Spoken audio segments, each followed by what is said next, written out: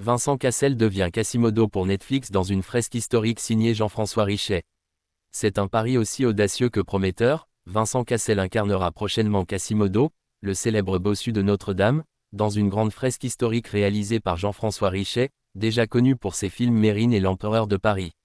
Ce nouveau projet, produit pour Netflix, promet une relecture réaliste et sombre du personnage immortalisé par Victor Hugo, dans un Paris de 1830 en proie aux tensions sociales et politiques. Si l'annonce a déjà fait bruisser la toile, c'est parce qu'elle réunit deux figures majeures du cinéma français. Jean-François Richet, habitué des portraits virils et des récits d'époque aux accents de tragédie, retrouve Vincent Cassel, avec qui il avait brillé dans le diptyque Mérine, salué par la critique. Ensemble, ils s'attaquent à un mythe littéraire dont les précédentes adaptations, souvent très romantiques ou fantasmées, n'ont jamais vraiment exploré l'ancrage historique.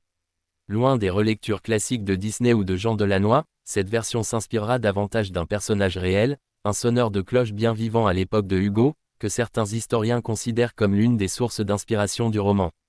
Le film se situera dans un Paris post-révolutionnaire, en pleine épidémie de choléra, où les passions humaines s'enflamment au cœur de la cathédrale Notre-Dame.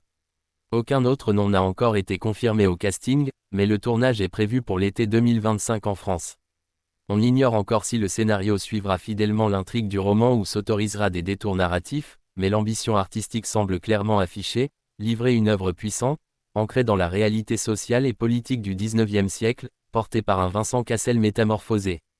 Ce nouveau projet confirme une tendance, Netflix investit de plus en plus dans le cinéma d'auteur européen, avec des budgets conséquents et des têtes d'affiche prestigieuses.